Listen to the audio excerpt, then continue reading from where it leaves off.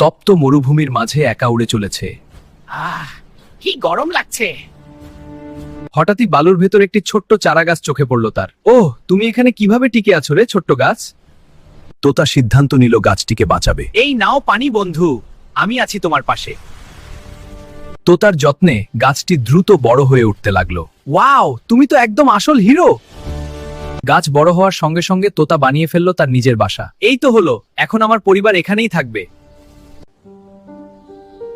আমার আদরের বাচ্চারা, তোমাদের জন্যই এত কষ্ট করি। কিছুদিন পর গাছে ফুটে উঠল রঙিন ফল। এত ফল, আজ তো উৎসব হবে। তোতার জীবনে তখন সত্যিই সুখের সময়। গাছ, ডিম, ফল। কিন্তু হঠাৎ এক সকাল ঘটে গেল ভয়ানক ঘটনা। ওই ওই হাতে দিকে কেন আসছো? কৃষক গাছটি কেটে ফেলল জ্বালানির জন্য। না, এটা আমার ঘর, থামো দয়া করে। প্রিয় গাছ হারিয়ে তোতা ভেঙে পড়ল কান্নায়। সব শেষ, আমার পরিবার।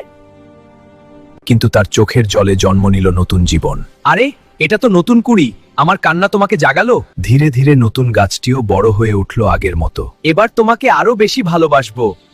আবার ফিরে পেল তোতা তার নতুন বাসা, নতুন আশ্রয়। জীবন আবার সুন্দর লাগছে। এভাবেই ফিরে এলো তোতার সুখ। এত ড্রামা হলো, তবুও কেউ এখনো আমার চ্যানেল সাবস্ক্রাইব পর্যন্ত করে না।